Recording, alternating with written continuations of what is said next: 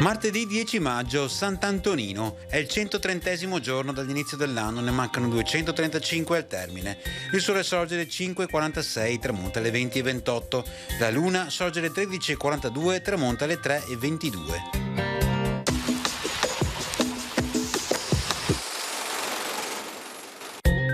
Arriva a Venezia il Papa Alessandro III. Dovrà incontrarsi con l'imperatore Federico Barbarossa per tentare la riconciliazione dopo ben 17 anni di scisma.